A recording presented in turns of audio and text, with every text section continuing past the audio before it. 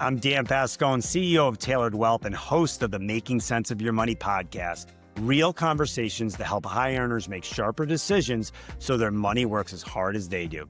This is episode number 39, and today I'm joined by Lane Kawaoka of the Wealth Elevator to unpack how accredited investors access real estate syndications and why they beat being a landlord, how they open doors to institutional deals, and what smart investors look for before wiring a dime. Join us and enjoy.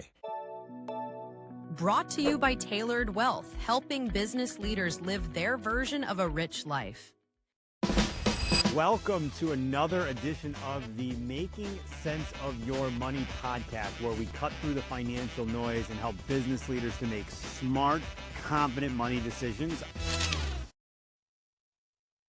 Lane, thanks for joining the Making Sense of Your Money podcast. Psyched to have you today, brother. Hey, thanks for having me. Hello, everybody, all the way from Hawaii. All right, all the way from Hawaii to the East Coast in Connecticut, just outside of New York. So we've got the whole country covered here. All right, so Lane, I'm pumped to have you on today. I'm excited to hear about your expertise and what you've done to build up that expertise and ultimately give back to the community a bit through some of the stuff that you publish. Tell us a little bit about your story. Tell us a little bit about what you're doing today. Yeah, so in a previous life, I used to be an engineer. I was kind of brought up on this linear path where we're all taught to go to school, study hard. Went to college to become an engineer and just started to work for the man. I made a decent salary back then. That was in 2009, actually 2007. And I saved up a couple years to buy a down payment on a house in Seattle. Okay. And was working on the road a lot. I think a lot of young professionals start off with that as you're the road warrior guy. And I just decided to bought the house to live in and just decided to rent it out and be homeless. I mean, not really living in Marriotts and Holiday Inns and Best Westerns, but that allowed me to turbocharge my savings and, more importantly, got my first rental property. And I was like, whoa, what is this? And that was kind of when I got the taste of cash flow and this world of alternative investing, starting off with little rental properties. Very, very cool. Very, very cool. And what gave you the idea? What made you want to say, hey, forget living in this home. I'm going to go rent it out and make some money off of it. What prompted that? My parents never owned any rental properties. They always taught me to, don't do that because the tenants will screw up your property or get sued. I mean, at the time, I was in my early 20s and, this is well before they had Turo, right? This is 2009. And I was like, it just seems a little wasteful to have this big house to myself that I'm only here on Saturdays. I called up an old property manager or landlord. I didn't know what the property manager is, just our landlord who he gave the checks to in college, right? What did I know back then? Right. And then I just, it just didn't seem too hard. And I think it was more greed, right? Like, I was making $2,200 a month and the mortgage was $1,600. And that was a lot of beer money to me back then. And I didn't know anything about how much money goes to property management expenses, et cetera. I got a little bit more sophisticated later on, but that was the start of it all. So now tell us, how do we turn beer money into ultimately cash flow and essentially a career? Yeah. So 2010, 2012, I was like, this is pretty cool. So I bought a duplex a couple years later. Saving up 20% down payment, before we go any further, I don't do any of that wholesaling flipping. To me, that's what you do when you don't have too much money and you're just trying to get rich quick doing that. But I had a good paying engineering job and I was pretty busy doing that. And I was able to save, at least 30, 50 grand per year doing this. So the name of the game was just to save up down payments. And eventually by 2015, I had 11 of these rental properties. I started to stop buying in my local area in Seattle because the rent to value ratios were just horrible out there. Probably similar to where you're at in Connecticut, New York, that whole, Northeast is not going to work unless you go to Baltimore, right? Which is where they sell turnkeys today, but that's a war zone if you ask me. But yeah, I was buying properties in Birmingham, Atlanta, Indianapolis, hitting that rent to value ratio where you take the monthly rents divided by the purchase price, a little bit higher than 1%. And I was cash flowing and, just kind of rinse, wash, repeat until 2015. I started to interact with other accredited investors, people who had a bunch of rental properties. And that was kind of where I got this aha moment of, people will typically trade in their little rental properties as they become an accredited investor and invest in, more of the stuff that you guys do, but also expand their alternative investment portfolio by investing as a passive investor in a direct syndication, right? Cutting out all these middlemen, instead of going to like a big bloated REIT or something like that, you invest directly, get the tax benefits. But also, if somebody gets sued or something were to happen, as an LP, your liability is definitely limited to what you put in. So this was, something where, again, my parents weren't wealthy. I didn't have a rich uncle, but I started to uncover this world of accredited investors and the way they did things, the way they invested, the way they did their life insurance and taxes. Yeah, there's definitely a different game there when you start to talk about the wealthier, and they play by different rules, as I always like to say. So a lot of our audience knows about accredited investing. I talk a lot about it for getting access to all types of alternatives, private equity, real estate, et cetera.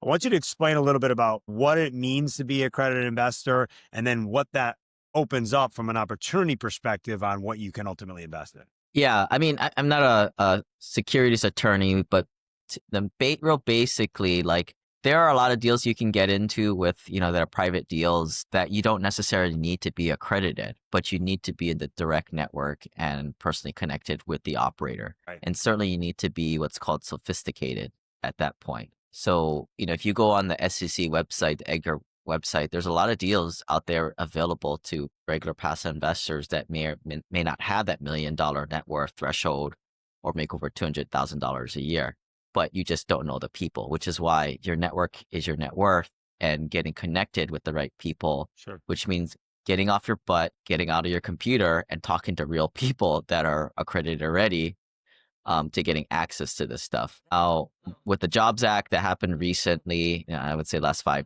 years or so, it's kind of a while now, they opened up a new avenue where syndicators such as myself could now generally solicit, put advertisements, cast advertisements, billboards, you name it, right?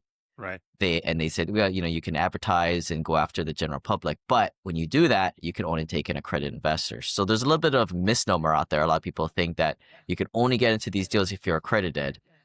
In reality, what you're seeing out there are the 506C offerings that are mass marketed out there, which can only accept accredited investors, right? So it's kind of the tip of the iceberg there in what you're seeing. I think there is some truth to your statement earlier. If you're an accredited investor, you probably aren't getting, into these, quote unquote rooms, right, of these deal makers. And I would probably argue, and this is just my personal thing, is like, unless you're an accredited investor, you don't really belong in these types of deals. You probably should just stick with buying little rental properties. And that's kind of what I talk about in my book, right, with the different floors, the different levels of wealth building. To me, when I was just, in my 20s, I didn't really have the wherewithal to evaluate deals nor build a network. And if a deal didn't go as well, I would have been in shambles, right? And so accredited investors are a little bit more financially resilient when they're taking on risk. Yeah, that makes a lot of sense. So for the listeners out there that think, I don't want to deal with being a landlord. I don't want to collect rent checks. I don't want to, the proverbial fix the toilet, right? Tell us a little bit about what it means to be a real estate syndicator and why that might be a nice alternative to investing in real estate versus doing it directly in the manner that you started out. Yeah, I've been known to change my mind and, change my opinion on things. Like when I first started to do my podcast back in 2016, we would teach people how to buy little rental properties, right? Like as I did it, right? A lot of people would live in California or New York and buy properties in Birmingham, for example, remotely. Right. And I was like, always frustrated. It's like, well, it's not that hard. Why can't everybody freaking do this? Right? Apparently it's not for everybody. I mean, it's just not one of those things. But certainly, like when you become an accredited investor, now you can get in the game without being the direct person making all the management decisions and, working directly with a property manager who would then works directly with the tenant. You can go into what's called a syndication, where a general partner operator will lead the investment, also probably put the debt in their name, right? And then manage the investment. Obviously, they're taking a performance split, right? When they make money, you make money, but it allows investors to get direct access to these more institutional quality assets, right? Namely apartment buildings, bigger properties that are above that $10 million threshold. And that was, to me, that's a big thing, is like when you can get away from all the little house flippers, mom and pop investors buying little rental properties, it's just a little bit less competition in that space. Yeah, and I would imagine has a little bit of a different risk profile, and there's less variables and things that can go wrong when you're playing at that level that a syndicator plays at versus just trying to pick up your own multifamilies here and there. Yeah, I mean, when we first started, it was tough, right? Because a lot of this has to do with economies of scale, and the longer track record you have, the better assets you get accessible to. Very different than, your little mom and pop investor world where you can find deals by swindling people, wholesaling yellow letters, all that stuff. The commercial world is very different. And at least when we buy assets, we tend to stick to properties that are 90% occupied or better, right? They're not distressed assets. Typically, a broker is going to control that asset, right? You got to go to a broker to gain access to the transaction on that. These sellers are not dummies. They're not going to sell the property for pennies on the dollar, 40, 50 cents on the dollar, to a bunch of bozos who cold call them. It just doesn't work like that. I mean, it could, but it's probably, I wouldn't be paying postcard money for that, nor have I ever done that myself. Sure.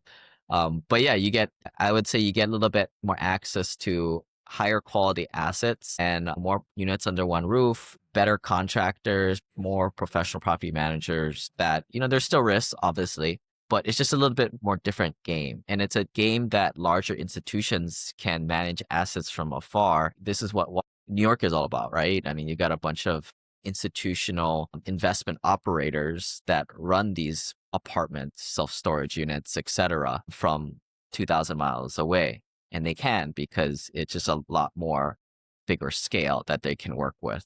But this is the frustrating part, right? Like, how do regular people like us, regular accredited investors, average Joes between $1 to $10 million net worth, how do we gain access directly to these investments? Because if not, you have to invest through some bloated stock or a REIT, and there's so many middlemen, right? Like, I'm sure you guys have talked about the old 2 and 20 rule, right? The 2% fee and the performance split. In reality, a lot of these, to get access to these real estate investments, it has to go through multiple of those cutting splits to get to the end user. Where when you invest in a syndication, typically you're investing directly with the operator, right? It's you and the operator, and you're getting direct access to the splits. It's not getting diluted on the way down to you. All right. So makes a lot of sense. For an investor that's considering investing in a real estate syndication, what do you typically suggest around how they get started, how much of their overall investable assets they should consider,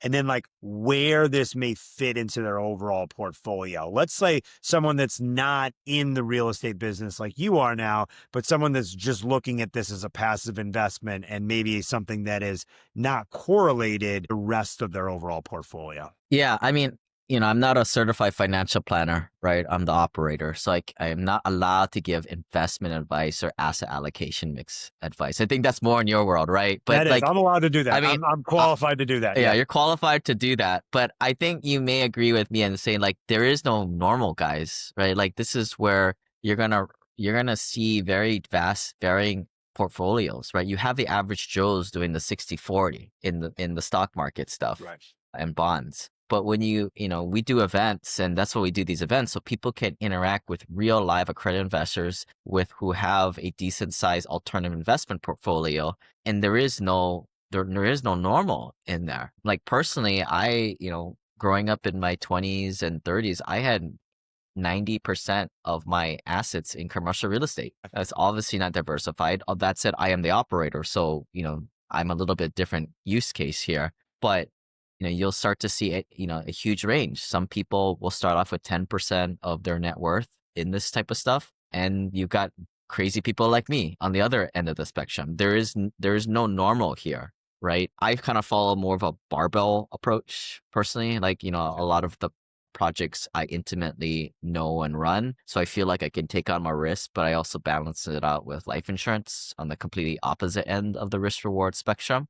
Cash value life insurance? Yeah. Yeah. So, but every investor is going to be different. And that's why I would say, like, when you're starting out, I would say interact with other purely passive accredited investors and just trying to learn from other people. If not, you're going to have to just kind of go what's on the standard the standard set of options. All right. What are the key things you look for in a deal? And I want you to think about it. Explain it from your lens as an operator, but then maybe help the investor out there to understand what they might be looking for. Maybe it's their first or their second real estate deal. What are the types of things we should look for to make sure that we're successful long term? Yeah, I mean, I have a 12-hour e-course on doing due diligence, and it probably just probably just a not total encompassing, of course, right? So this is a huge topic. The way I break it down is you have the people that you're dealing with, and then you have the numbers on the deal. Being a introverted engineer myself, I always look at the numbers first before I bother wasting my time interviewing the operator. But, in these deals, as they say, real estate is a relationship game. You have people that aren't super competent or, maybe even dishonest, right? Like it's heavily dependent on the people and their track record, which is one half of it, which is why the network is so important. Now, if we were to focus on some of the more quantitative stuff, the numbers, this is our process. I mean, that we do. And people send us deals all the time. They all have shiny pitch decks that look amazing, right? That is, it's a special deal, whatever. But we take the P&Ls and the rent rolls and we put it into our in-house analyzer, which is probably no different than anybody else out there. Some people call this a model, right? And for us, it's in Google Sheets, right? So we can use it to pass it amongst the team. But we take the P&Ls, we take the raw financials, the rent rolls, and we figure out what is this business running at. Essentially, it's like you're buying a business. What is the income minus expenses? And every business has a little bit nuances on the income and expenses, different as you break out every line item. But we take that, we try and build it. And obviously, you're working with sort of unstructured data. Sometimes people just have handwritten P&Ls from their CPA. But yeah, we try and figure out what is this asset worth.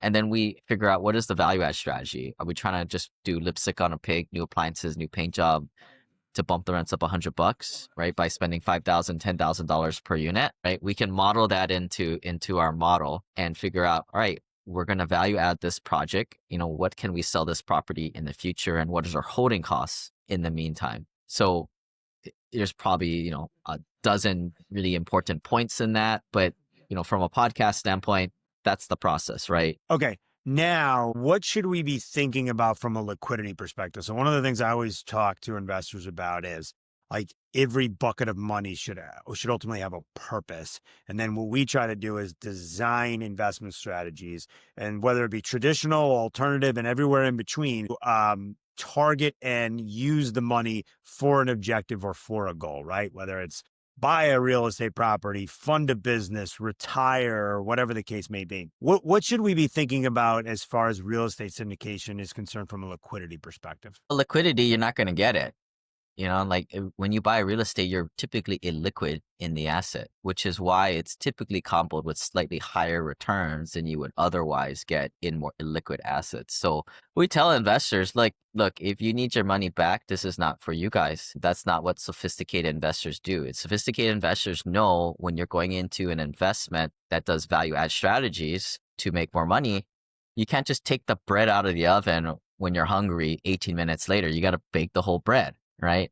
Typically, less sophisticated investors are impatient and they need money for some strange reason, on a whim, right? So again, these strategies are more for sophisticated investors who have a higher net worth. Again, going back to why I don't think non-accredited investors really belong in this type of stuff is kind of my opinion these days. But you look at high net worth families, family office, right? I think there's a group, Tiger 21, people with at least $20 million of investable assets. So we theorize we're talking about $50, $100 million net worth families, right? They release a pie chart of what families invest in, and they typically have a good chunk.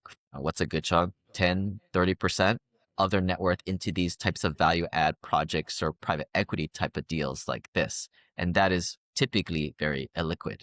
But they know that they can beat alpha or get a higher return for that asset allocation mix. Again, I'm not giving any financial advice on a recorded line on asset allocation. That's what you guys. But what I'm saying is, success leaves clues. Look what the high net worth people do at that point. I would say just for myself, I've always been a little bit more heavier, in terms of on the alternative investing side. That's not for everybody. But I do think that there is a more moderate amount of alternative investments for everybody based on where they're at. I talk to a lot of my folks about getting to this end game level of 5 million at least, once you get to that point, you may not need to invest in alternative investments at that point. But for some people who want to take it past 8 figures, $10 million net worth and greater, and grow a family office of their own, investing in alternative investments is the name of the game. I'll throw some terminology out there, but this is what's called investing in alternative investments, syndications, private placements, direct real estate is like investing in what we call the primary market. You're getting direct access to these types of investments. To invest in stock market stuff, 401k stuff, that's all called the secondary market. Right. You're getting in there after the big companies have put their fees and bloat in there. The question is, like, obviously you're like, well, duh, I want the primary market, right? I want to get direct access. But unless you're a big boy who can drop a multi-million-dollar check, you're probably not going to be the first one they call. Probably not if you're not even, and this is a lot of people that, are under this level of $10 million net worth. You're not big enough. You're not a family office to command to get into the best deals out there because it's just personal relationships at that point. But you can still get into these other syndicated deals out there and diversify your alternative investment portfolio and still do, your regular stuff with Dan, right? Who allocates that part of your portfolio. Yeah, I'm a huge fan of alternatives and private markets. You call it the primary market. We've seen. I like your theory around like the public markets having the bloat or the embedded fee to them. But the reality is we've seen over the last 10 to 15 years the public markets have shrunk. There are a lot of public companies than there ever have been, and the public markets are at any given time really heavily controlled by 4 to 8 institutions, which is really, really risky. So the private markets in general, whether it be private equity, private credit, or real estate, have really shown higher return profiles. And what a lot of people don't know is they do it with lower degrees of volatility. To your point, what you give up is the liquidity. So it's understanding where this stuff fits in the overall portfolio and understanding when you need access to the funds and what that looks like for your own financial plan. So that's what we help people to kind of think about. I'm curious, you mentioned your course, and I know you wrote a book called The Wealth Elevator. I want to hear a little bit about what you cover in the course and what you cover in the book and what prompted you to launch both of those. Yeah, so the book is a little bit more on like the levels of the wealth building stage. Like I said, I had some student loans, but I quickly got to accredited investor status, I think around 2016 or 17, somewhere around there. Okay. Maybe it took me less than a decade to get to that point. So in the book, I define these different floors of the wealth elevator, right? Okay. And these different floors have different strategies to them. When I was a non-accredited investor, we tell everybody just buy little rental properties, right? Because you're not really going to get into these more bigger syndicated deals at that point, nor should you, in my opinion. After that, once you become an accredited investor, it's important to then switch strategies, get into the syndicated world, tap the primary market for all these individual deals at that point. Now, when you there's a third level of the wealth elevator, and that's kind of loosely defined anywhere from $3 million to $10 million net worth. People are a little bit different, but it's typically, I would say, it depends on what your monthly cash flow burn is. Some of my clients, they just merely want 10 grand of passive income a month. Some are a little bit more rich and want 25.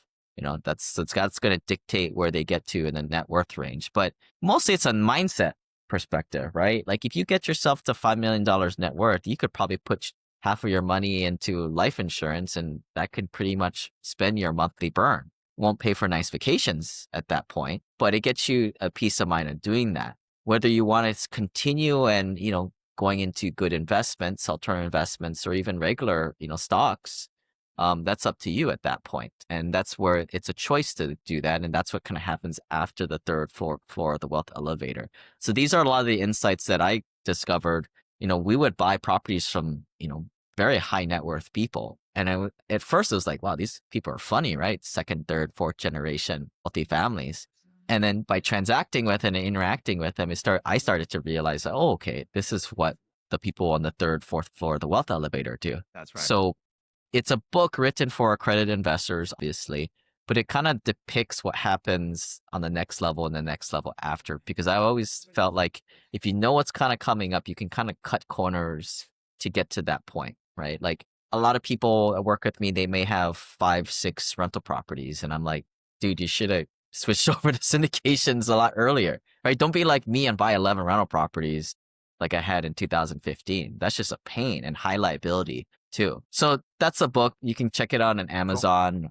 If people buy it and they send us the receipt, we'll hook you up with the audiobook version and the PDF. Just email team@thewealthelevator.com. But the next question is like, all right, you guys are all talking about those deals, right? Like how to evaluate these deals. And Oh, I that's get kind it. of what Yeah. that, those people who book a call with me, we open up the syndication e-course for free. None of this like $4,000, $20,000 course, none of that BS, right? We just, look, you got to educate yourself. You got to, we prefer more sophisticated investors work with us and, kind of, eyes wide open going in, because there is no guarantee in any investment, right? And, I think you're definitely getting off the beaten path in this stuff, right? We talked a lot about the pros, but you're definitely getting off the beaten path on this. So you have to do your own due diligence and you have to arm yourself with a community around you. And that's kind of what we offer. We're going to be doing the annual retreat here in Hawaii in January. Nice.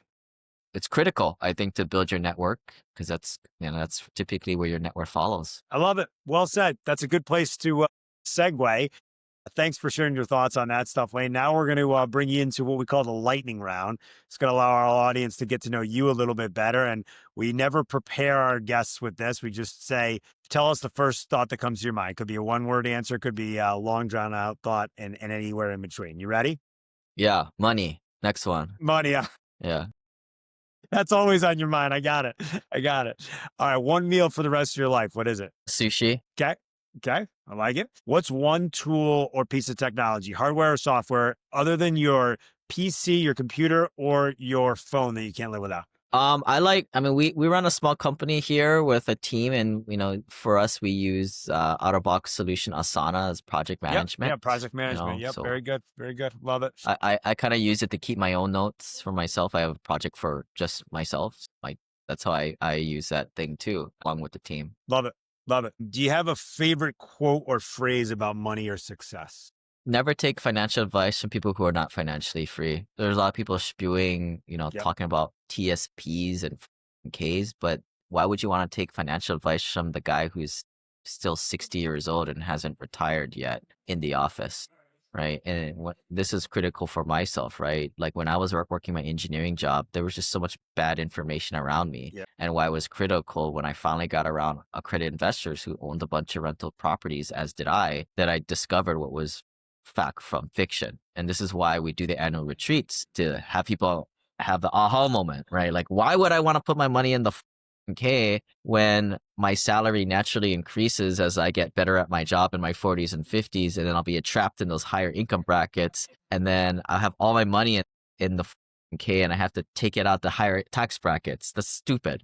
But that's that cohort for high income earners, that quantum they get in. Yep.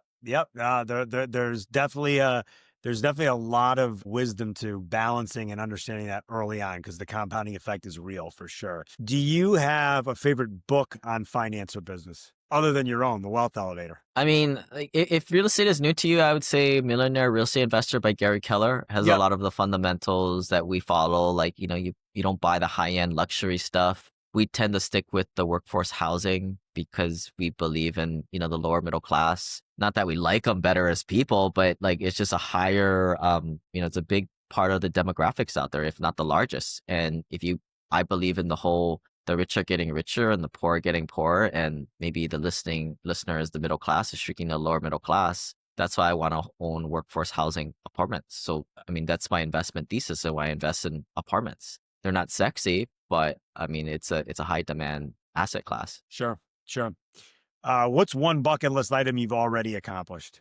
Quit my engineering job. There you go. And how about a milestone you're currently working towards? I think for myself, and it's just keep looking for a good deal a quarter and then just deploy and in a way dollar cost average from there. That'll get you somewhere over time for sure. Take a look at the best deals that we can find on the primary market from our contacts and pick the best one. And they may not be the best deals, but I would say it's the best deals that we found at that time. Sure. Last one. If you could give a piece of advice to your younger self, what would it be? Don't do a 15-year mortgage.